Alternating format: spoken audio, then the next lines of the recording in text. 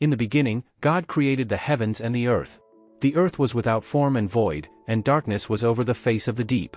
And the Spirit of God was hovering over the face of the waters. And God said, "Let there be light," and there was light. And God saw that the light was good. And God separated the light from the darkness. God called the light day, and the darkness he called night. And there was evening and there was morning, the first day. And God said, "Let there be an expanse in the midst of the waters, and let it separate the waters from the waters."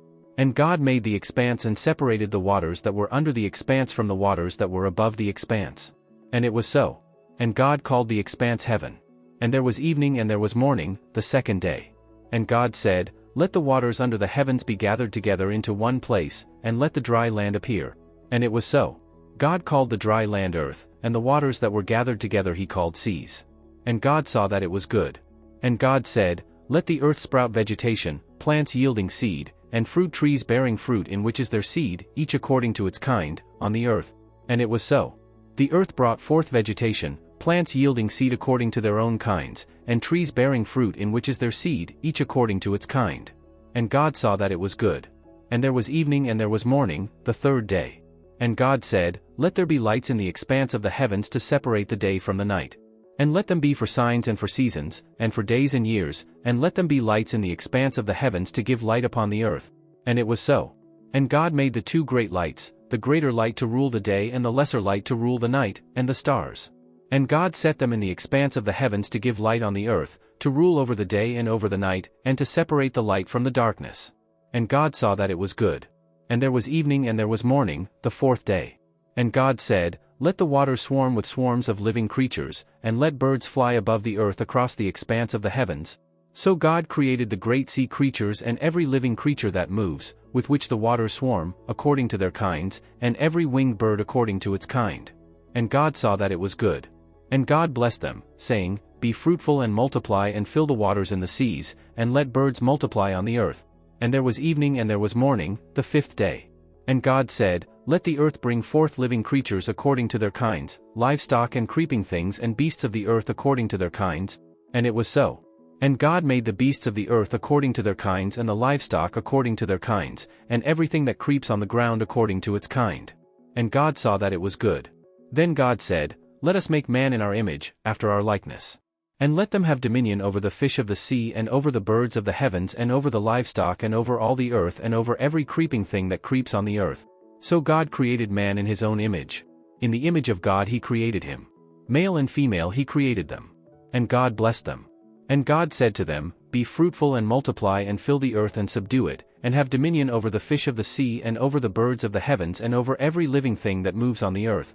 And God said, "Behold, I have given you every plant yielding seed that is on the face of all the earth, and every tree with seed in its fruit. You shall have them for food. And to every beast of the earth and to every bird of the heavens and to everything that creeps on the earth, everything that has the breath of life, I have given every green plant for food." And it was so.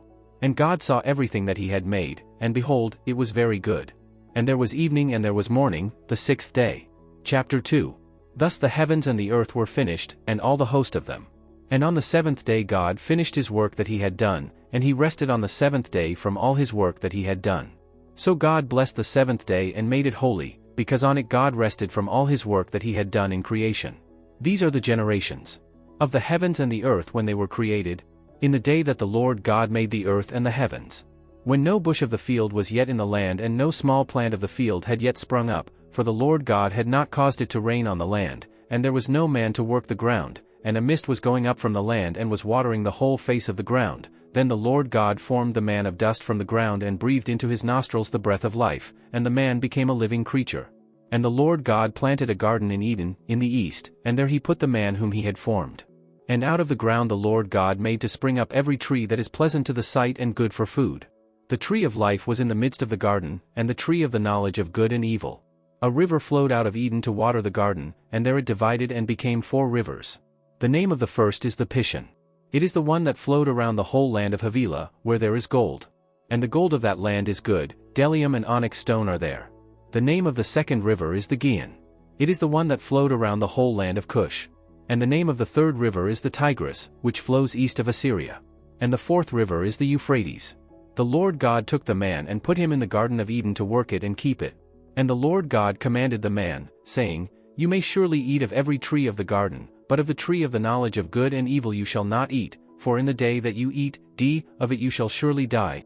Then the Lord God said, "It is not good that the man should be alone, I will make him a helper fit for him." Now out of the ground the Lord God had formed every beast of the field and every bird of the heavens and brought them to the man to see what he would call them. And whatever the man called every living creature, that was its name. The man gave names to all livestock and to the birds of the heavens and to every beast of the field. But for Adam there was not found a helper fit for him. So the Lord God caused a deep sleep to fall upon the man, and while he slept took one of his ribs and closed up its place with flesh. And the rib that the Lord God had taken from the man he made into a woman and brought her to the man. Then the man said, "This at last is bone of my bones, and flesh of my flesh. She shall be called woman, because she was taken out of man. Therefore a man shall leave his father and his mother and hold fast to his wife, and they shall become one flesh." And the man and his wife were both naked and were not ashamed. Chapter 3 Now the serpent was more crafty than any other beast of the field that the Lord God had made. He said to the woman, "Did God actually say, 'You shall not eat of any tree in the garden'?" And the woman said to the serpent, "We may eat of the fruit of the trees in the garden, but God said, 'You shall not eat of the fruit of the tree that is in the midst of the garden, neither shall you touch it, lest you die.' But the serpent said to the woman, 'You will not surely die. For God knows that when you eat of it your eyes will be opened, and you will be like God, knowing good and evil.' So when the woman saw that the tree was good for food, and that it was a delight to the eyes, and that the tree was to be desired to make one wise, she took of its fruit and ate, and she also gave some to her husband who was with her, and he ate. Then the eyes of both were opened, and they knew that they were naked. And they sewed fig leaves together and made themselves loincloths. And they heard the sound of the Lord God walking in the garden in the cool of the day, and the man and his wife hid themselves from the presence of the Lord God among the trees of the garden. But the Lord God called to the man and said to him, "Where are you?" And he said, "I heard the sound of you in the garden, and I was afraid, because I was naked, and I hid myself." He said, "Who told you that you were naked? Have you eaten of the tree of which I commanded you not to eat?" The man said, "The woman whom you gave to be with me, she gave me fruit of the tree, and I ate." Then the Lord God said to the woman, "What is this that you have done?" The woman said, "The serpent deceived me, and I ate." The Lord God said to the serpent, "Because you have done this, cursed are you above all livestock, and above all beasts of the field. On your belly you shall go, and dust you shall eat, all the days of your life. I will put enmity between you and the woman, and between your offspring, and her offspring. He shall bruise your head, and you shall bruise his heel." To the woman he said, "I will surely multiply your pain in childbearing. In pain you shall bring forth children. Your desire shall be contrary to your husband, but he shall rule over you." And to Adam he said, "Because you have listened to the voice of your wife, and have eaten of the tree, of which I commanded you, you shall not eat of it. Cursed is the ground because of you. In pain you shall eat of it all the days of your life. Thorns and thistles it shall bring forth for you, and you shall eat the plants of the field. By the sweat of your face you shall eat bread, till you return to the ground? For out of it you were taken. For you are dust, and to dust you shall return." The man called his wife's name Eve, because she was the mother of all living. And the Lord God made for Adam and for his wife garments of skins and clothed them. Then the Lord God said, "Behold, the man has become like one of us in knowing good and evil. Now, lest he reach out his hand and take also of the tree of life and eat, and live forever." Therefore the Lord God sent him out from the Garden of Eden to work the ground from which he was taken. He drove out the man, and at the east of the Garden of Eden he placed the cherubim and a flaming sword that turned every way to guard the way to the tree of life.